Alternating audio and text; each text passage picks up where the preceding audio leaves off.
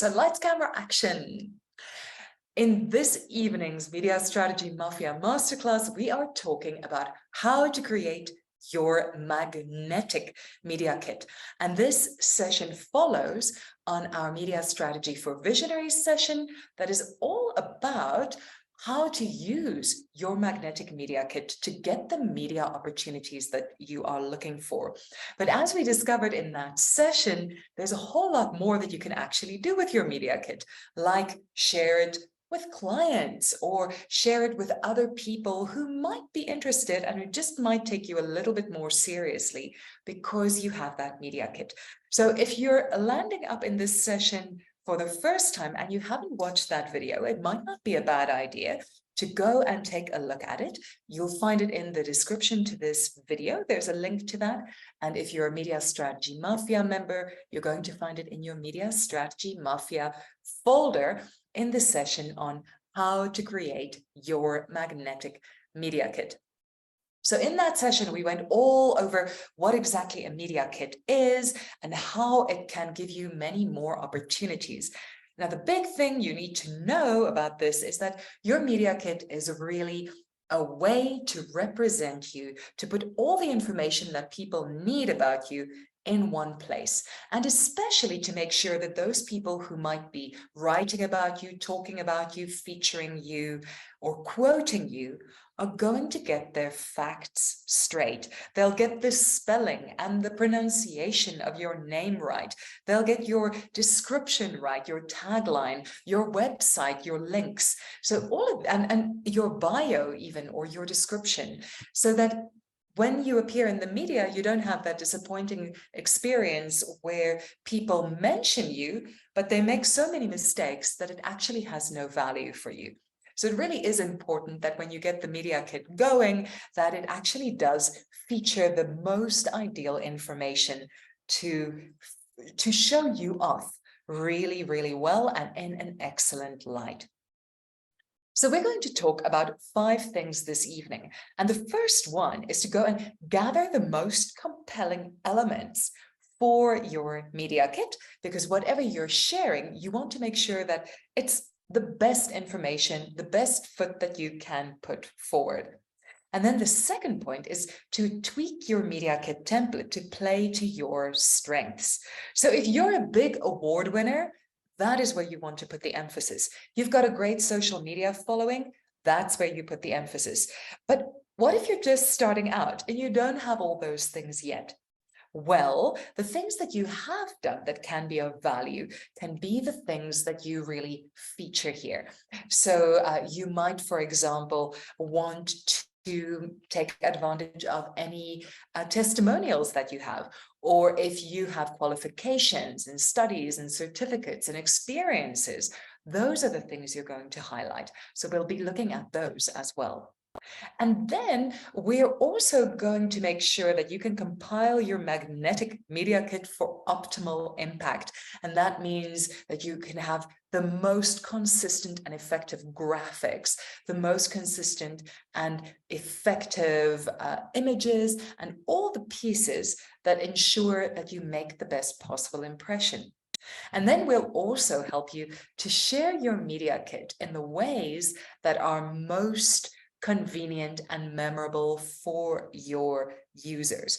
So some people really like to get a nice little PDF document and they like to have it in an attachment where they can download it. Other people prefer to find it online so that they can always access it. Other people might actually prefer a folder that has all the pieces they need, whether it's a photograph in high definition or all your links in one place. So we really want to make it convenient for them, and we want it to stick in their minds, to stand out so much that they say, this person is such a pro, it's such a pleasure working with them, I can't wait to do it again. Because the more you stick in their minds, especially if we're talking journalists, reporters, bloggers, podcasters, vloggers, if you make it easy for them and you make it memorable for them and you make it fun and unforgettable, meaningful and valuable, they're going to be coming back to you next time. Even if they're not featuring you this time, they might even go and find an excuse to feature you next time. And then we have a little bonus because you might have thought about this as you went through the previous session, that the media kit that people usually share tends to be a PDF document. Now, if you have a PDF, that's all good and well, but it's not dynamic. You make a change, you're going to have to change your hyperlink that goes there. You're going to have to change the whole format and all of this, do everything over again. So what if you actually had a folder where you keep everything for your media kit, and this becomes a little home for the PDF, which you can update and replace anytime, but it's still at the same link. The photographs, the other materials that you might want to share. So it's all right there. We'll take a look at that one too. So those are our 5 points this evening, and we're going to start with gathering the most compelling elements for your media kit. And just to see that everybody is still with us, I'd love to ask you, as you think about your media kit, because I know those of you who are here this evening have actually been in the previous session, what are the pieces of that puzzle that you still need, whether it's graphics, text, information? What are the things you're still looking for? You can let us know in the chat, or you can pipe up, unmute yourself, and just let me know by voice.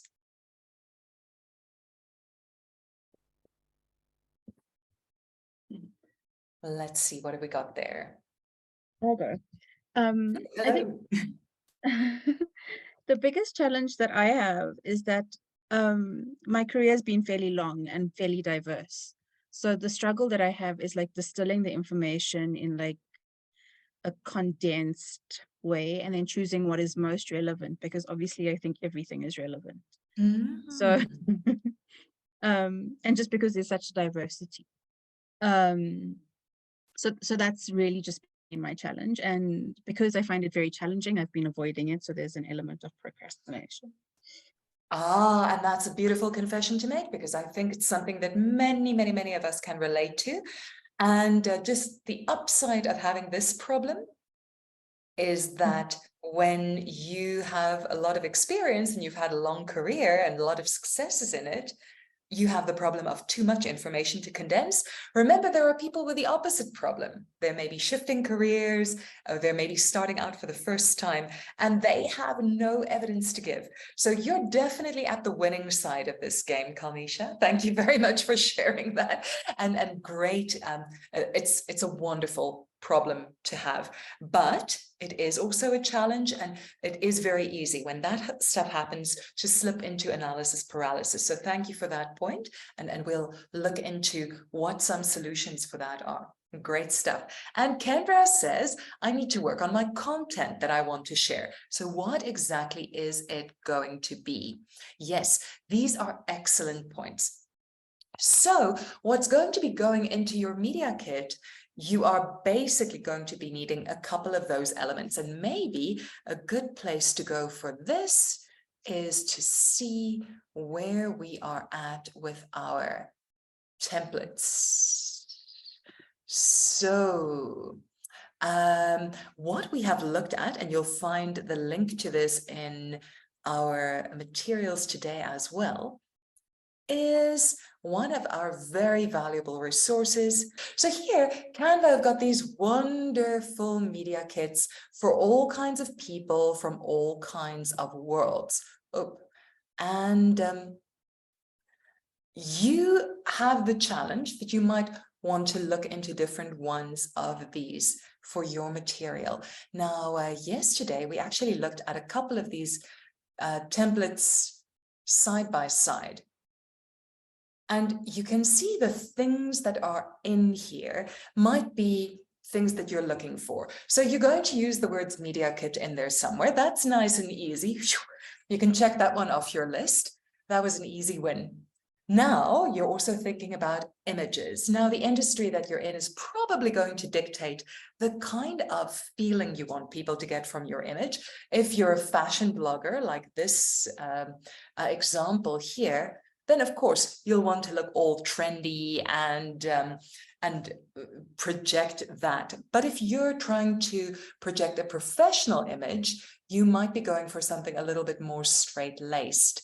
And then if you're speaking about a brand, of course, then you want to represent the brand in what you're sharing here. So that image is an important one. I know it is one that with a couple of members of the Mafia, I've had one-on-one sessions, and they say getting that right photograph is one of the most agonizing challenges. One way to do this is very simply connect with a professional photographer, find somebody, or even a semi-professional photographer, somebody who can help you feel really comfortable, and just go and get that picture. Another way, if it's just a matter of biting the bullet, and this is the last thing that's keeping you from taking action, very simply make use of the most recent, most influential picture that you have that says the best way where you're at. And if that's still not working, set up a tripod, take a deep breath, and see what can be done with the equipment and what you have available to you right now. You can cheat a little bit and have a very small picture. I mean, these guys are all in industries where we want to see all of them.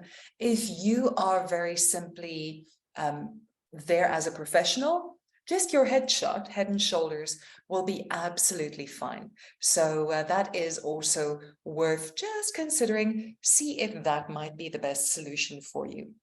So there's your picture. There are quite a few tricks, and you'll see we've gone into this in other sessions of the Mafia. How do you really make sure that your picture creates the best impression? But the important thing is, what do your ideal clients want to see on the one hand? And what do you truly want to project?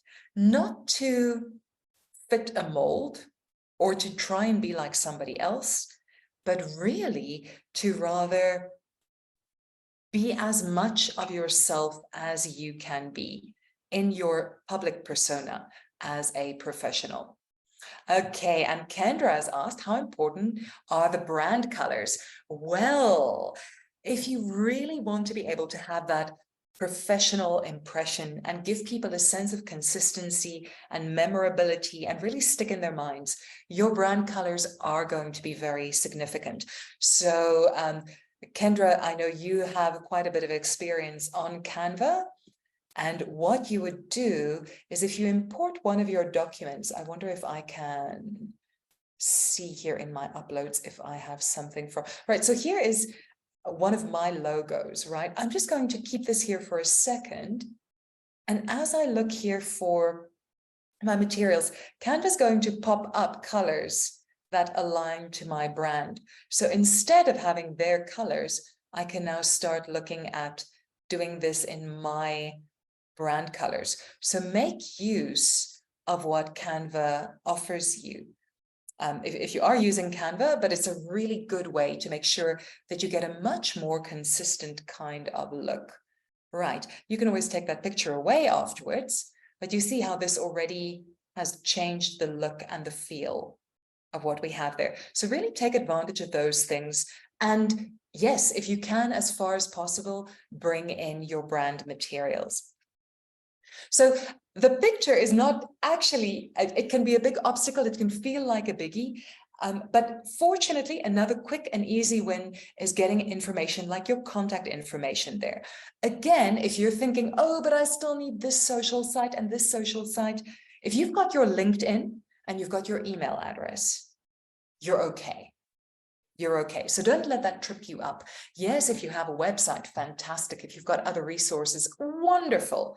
But really focus on what you can do right now. You can always come back and update this later. So I'll just undo this so we get back to the neutral picture. Now, some of the more important information is, what are you going to say about you? So I usually recommend to people that you keep a 100-word bio ready. You might want a longer bio, but those 100 words are what's all important. So Kalnisha, you were speaking about the pressure to have, like, take your whole career and compress it into a very short area. Try and make that your goal. What are the things that if you had to squeeze it into 1 minute or 100 words, what are the most important things that people need to know? And bring that into 100 words that essentially summarizes you and talks about you. Another thing here is that when it comes to the media, you do want to be writing in third person. So you're not writing about yourself. For me, I don't say, I am Marie-Therese Leroux and I'm a media strategist and this is what I do. I'm going to write about myself because I want journalists to be able to go copy and paste my paragraph, pop it into their bio so they have no stress. Journalists who you don't give stress are going to love you and that are going to come back for more. So I don't write I write Marie-Therese Leroux is a media strategist and the founder of Yazzie Media and a podcaster and whatever else I want to say about me, a little bit about my background, but mostly focus on what makes you stand out. So in response to that dilemma that you're facing, Kalnisha, for example, you've got all this experience. Focus first on what it is that you offer people from their point of view. So what do they need and how do you help them? People are very self-interested. They're a lot more interested in what you can do for them than in your pedigree. So focus on how can you help them, and from there you can build back to explain why you can help them, because that will connect to your experience and your expertise. I hope that helps. Kendra says, I have taken note of my color codes. Yes, fantastic. So there will be color codes. They're usually called hex codes. And a great way, again, if you bring in one of your pictures here, you'll see that again where I had that photo. When you tap on this, you can actually get the color code. There's also a wonderful tool called the color dropper that's available in Canva now. And Kalnisha says, how important is it to get the paid version of Canva? A good answer is, if you yourself are doing a lot of designs, it can be a lifeline. It can be a tremendous time saver. But I would also say, think about how much of the work you want to be doing yourself ultimately.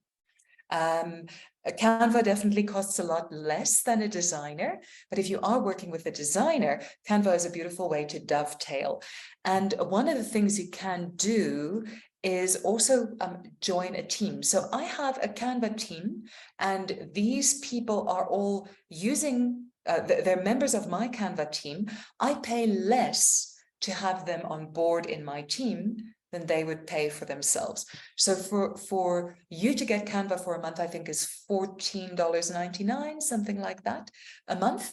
And for me to get a new member on Canva is $4 a month. So if you're interested in getting full access to Canva and paying a little bit less, talk to me and we can make an arrangement. If you want to try that, come and join my team for a month, and you pay $4 and see if it's significantly better for you.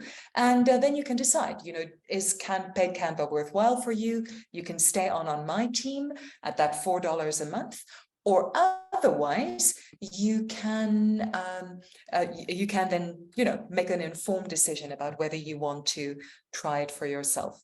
So yeah, paid Canva, I think, is the bomb. It means you can take the background out of pictures. You can resize any picture. So if you have this, you can actually go and resize it into a website, right? And I just copy it and resize it, and boom, Canva gives me the same thing in website format. All I need to do is just drag the pieces around, reorganize them a little bit, and I've got myself a nice website. So this kind of thing, and you can even connect a domain to websites in Canva. I decide it's time for a social post. I quickly turn it into a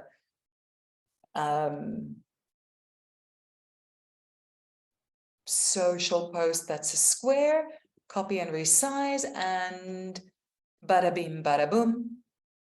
It's all there. Again, I can just drag things around a little bit and change it to my shape. So yeah, these are some of the wonderful, wonderful features of Canva.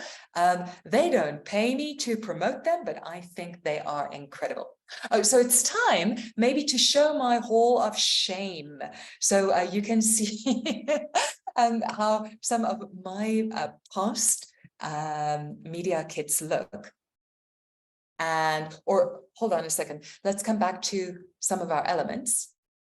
Just for your Media Kit samples, your about section, give it 100 words. You might want a longer bio as well, but make it so that you can cut off the tail.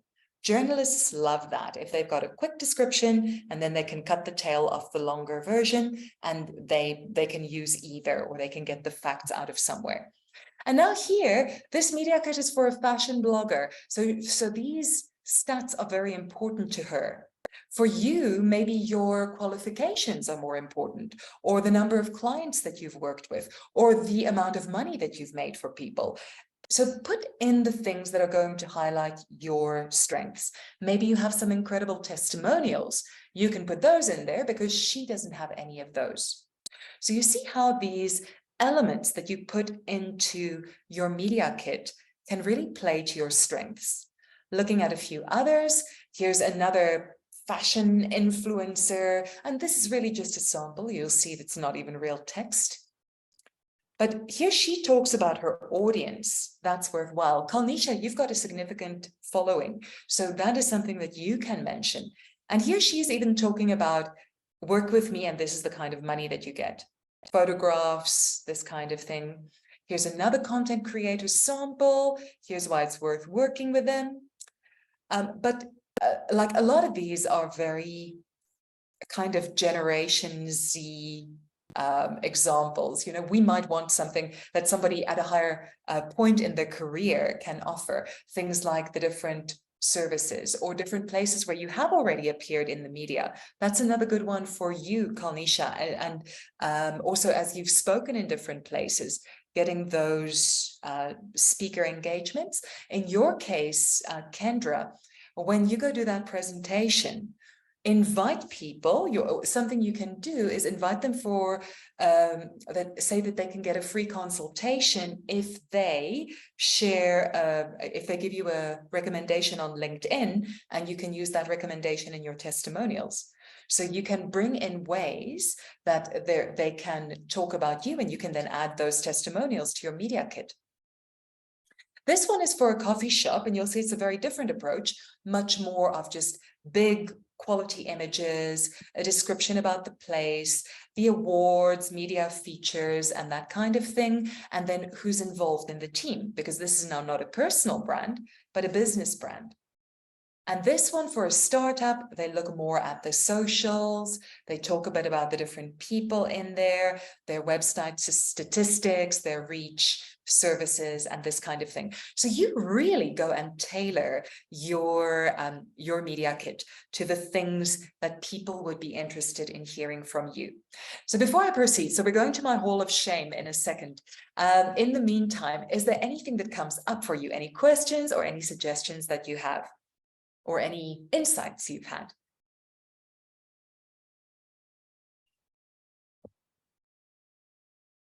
And feel free to open your mic. You should be safe. I'm spotlighted, so we'll only hear you. It's nice to see that you don't have to have all the followers, because I don't have those. So it's having different things that can highlight and ways to present yourself in a unique way. It's cool. Fantastic. Yes. And what you have, for example, Kendra, is you've got your freelancing experience and you've got your corporate world experience. So you can weave that kind of thing in. So you're playing to your strengths. So you don't have to play to the strengths you don't have. Go and play in the arena where you're a heavy hitter. So that's really nice. Great. Super. Anything else? Kalnisha? Are you feeling a little bit more heartened about your quest? Definitely more heartened. I think the ideas are kind of brewing, so that's quite exciting. Fantastic. Okay, Hall of Shame time, so you can all feel lots better. Here we go. I'll show you some of my very first media kit I created, and I think you'll have a nice laugh because you'll see how things come along. And even my more up-to-date one is already very, very out of date because you know what? We evolve, right? So let's go take a peek. And here we go. You should be seeing my very first, very new agey with my paint background media kit. Are you seeing it? Yes. Great stuff. So this is me in 2020. I read a wonderful book called Be a Free Range Human, where the author says, just go out and try stuff. Just go and try. You don't know what's going to happen. So I registered a website in my own name, which I've actually allowed to lapse and probably need back. At the time, I'd done a lot of international training and I was just back in South Africa. So I thought I'd capitalize on that. So you see how I'm capitalizing on my strength in the past, on experience that I've had. Although in South Africa, I hadn't done any training. So I capitalized on my international training, which sounds like a status symbol, which is code for I couldn't get work in South Africa at the time. So it's capitalize on your strengths all the way. That sounds so much more zhuzh that you have international experience. Right, exactly. But it's really interesting how that can count against you. So it's interesting in different places. So what I did here was I worked with, again, the international experience. I got a picture of myself with the people that I trained from Bangladesh while I was working at an international university for a major NGO. That was the World Bank. So that sounds kind of nice, right? And then I speak about this stuff, and this was all aspirational. This was COVID, so I didn't have work, right? This was very much what I'd done in the past and what I hoped to do. So this was like almost a magic spell. It was much more like, I suppose, a vision board than something I could actually take to the media at the time.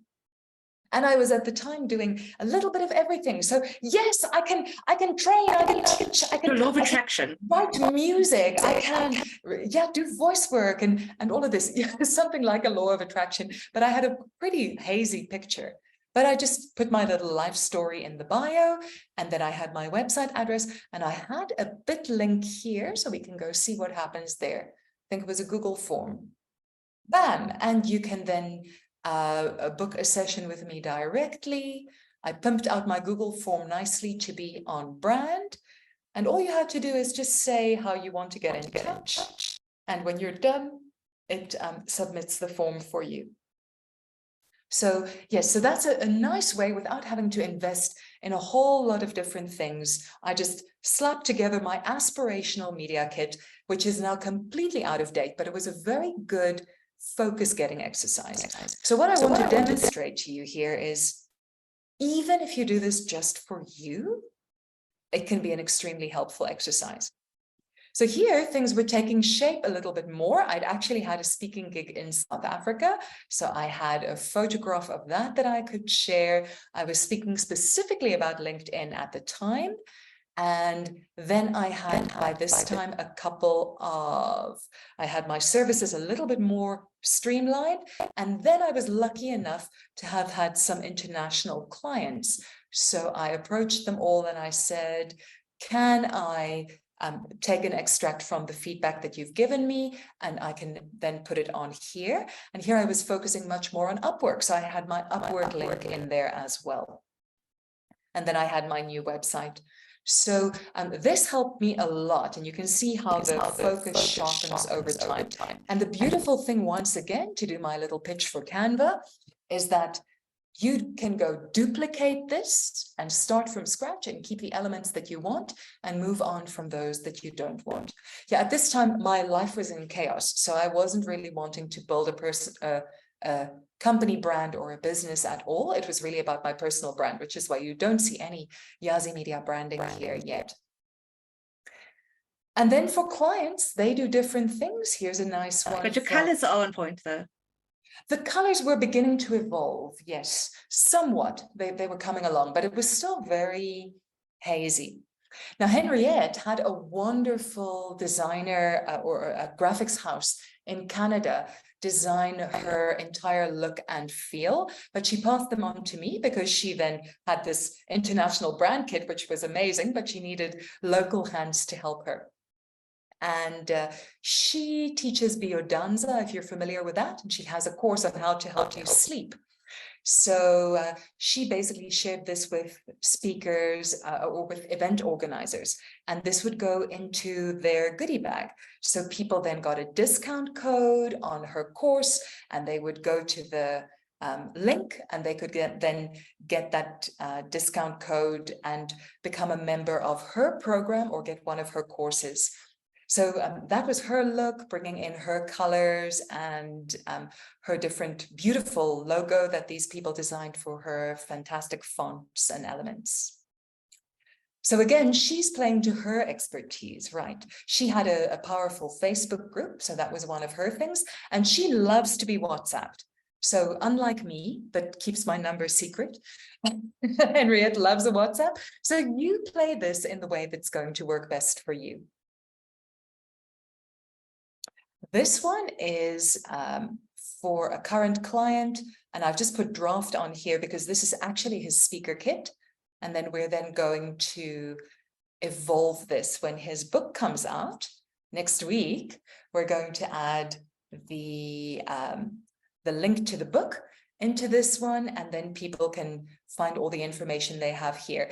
Now, if you already have something like a speaker kit, and this will be relevant for you, Kalnisha, then you work with your speaker kit and you actually simply go and use that wonderful Canva feature, make a copy. And for this one, then you're going to bring out other points that might be relevant to the media. In his speaker kit, we don't mention his following on social media, but for media features, that would be useful. Many of these things could be relevant, but rather than invite people to come and read his book, we then invite them to, for example, maybe book an interview or something like this for that kind of audience. And that is how that one works. And then there's another trick you can use, and that is to actually have a folder. So you don't just have that document. We are going to look for Ian Hatton's media kit. I wonder, I should have a QR code for this, because this is one of the things that you can actually do. We can actually go see what happens in the Yazi Media Kit. Okay, so, in my long ago first incarnation of my media kit, you could actually find this, and you'll see that instead of one document, this is a whole folder. The benefit of the folder is if you update materials, some things go out of date. As you can see, my colors are no longer bright yellow and such bold reds, and I don't have a drum in there anymore. So you can actually go and change that completely. So this one is really from a past era, but then it includes all the services and other materials, a little information. See, this one is a longer one where it has a long story. So Kalnisha, this is another area for you. If you want a bit more of a CV-like bio, you can do this again. We're doing a short intro that people can do as a 100-word bio, cut off the tail. But in that tail, you can then go into your experience and your qualifications and this kind of thing. So you can also build out to a bigger media kit. But what I also have in here is my brand style guide. So if people work with me or they need to use the brand in any way, it has all the details there, from the colors to the graphics, how to use it, information, all that stuff. So Kendra, this sounds a little bit like what you've been working on with getting your colors together. And then you can have different kinds of versions of your logo or your photograph, that kind of thing that you need. Oh my goodness, I was so young. So you can have a whole bunch of different variations of the material that you use, and then you have that at a bit link. And of course, you can also have a QR code for that. So there are plenty of nifty ways to do that. I think Ian is a better example. And with him, you'll see Ian has a media kit. So this link we can share with journalists. It includes his speaker kit, which you guys have seen before, I think, or you've seen his podcast one sheet. This is the one you know. And then a profile image with no background, profile image for the friendly look, and profile image for the grumpy look. So depending on who we are targeting, and it's nice to have a little bit of variation like that. So actually making use of that strategy gives you a little bit more of a bigger palette to paint from, you know, that people can see, here are the different resources they can use. Sometimes they need a square picture, sometimes they need a tall picture, sometimes they need a round profile picture. So you give them everything they can possibly need. And when it comes to the media, they really appreciate it when you can make their life easy once again. So you've given them everything they can possibly need.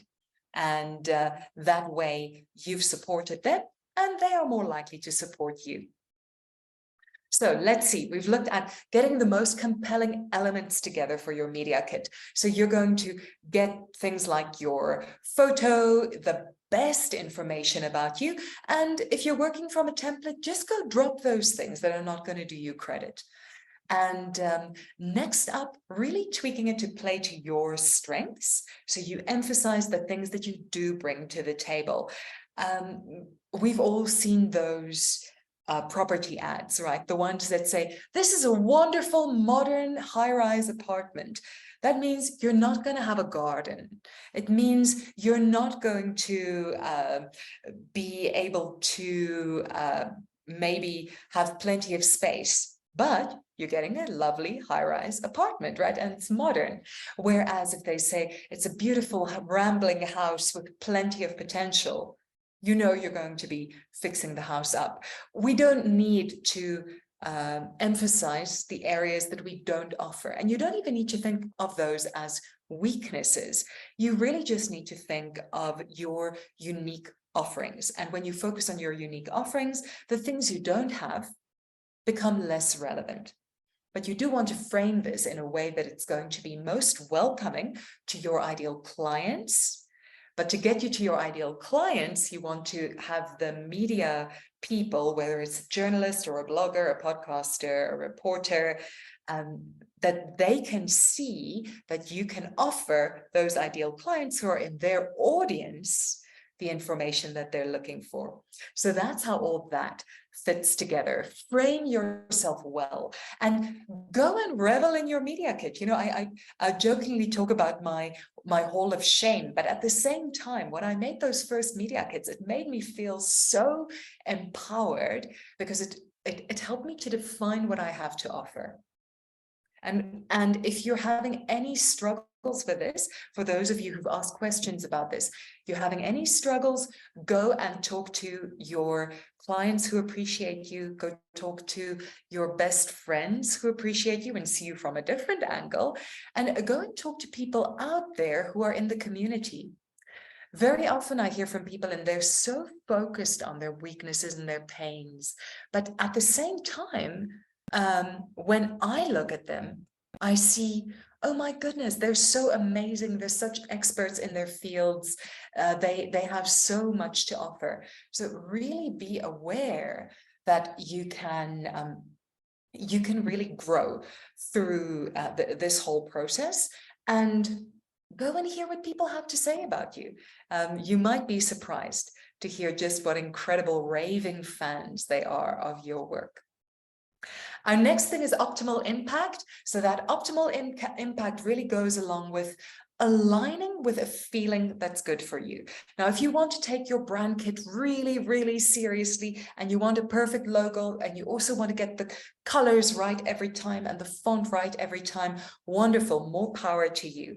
It doesn't have to be all that perfect. The very fact that you have a media kit will make you stand out. You'll be amazed how often I hear from clients, or the people who have dealt with clients, or the people who come to me because of what clients do, and they say, wow, but this is just so professional. It's so there. The fact that it's there probably already sets you apart. Not everybody has these elements to offer journalists. So the fact that you have it is really, really helpful. And one of the big tricks there is make it easy to share. So we were moving around a little bit on the Bitly site, Bitly and other services that help you compress those links into a short, memorable, maybe even customizable link.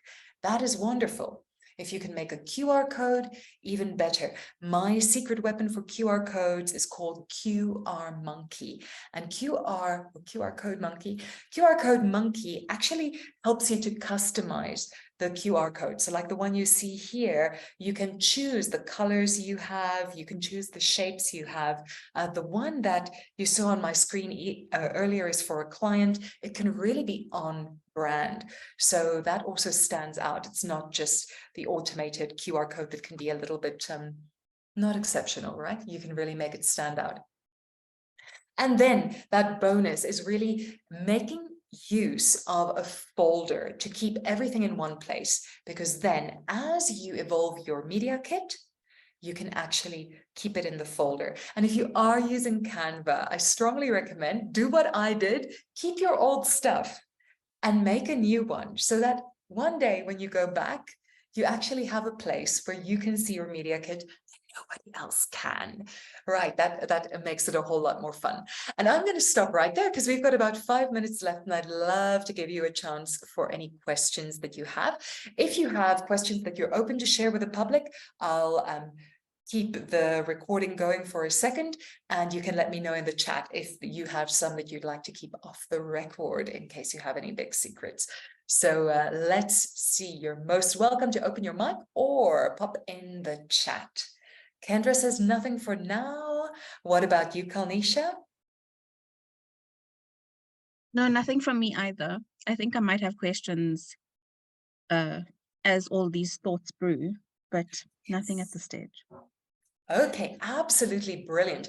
Now with that, I'm going to leave you there. And if you're watching the recording, you'll find the link to this document that puts everything from this session together in the description of the video. And so we're keeping everything inside the Media Strategy Mafia folder, so that for those of you who miss any session, or if you're joining after a session has happened, that you have a great repository of all the information that's in there. And there, I'm going to stop this recording. Have fun with your media kit. This is really something that can empower you to appear in the media consistently and always be ready. Will you be using this every day? Probably not. But will it give you so much clarity on where you're at and what you have to offer? And when you put together that website, or as you upgrade your LinkedIn profile, what a great resource to have on your website, on your LinkedIn profile, in other places where people can find it, on your smartphone, because you never know who you might meet, and really make that powerful impression. Because what we're here for is to help you get that publicity you desire and the profits that you deserve. Next month in the Media Strategy Mafia, we'll be following up on our next Media Strategy for Visionary session. So keep an eye out for that. And again, if you're watching the recording, have fun taking a look through all of these, and we'll catch you in the Media Strategy Mafia. Thank you, guys.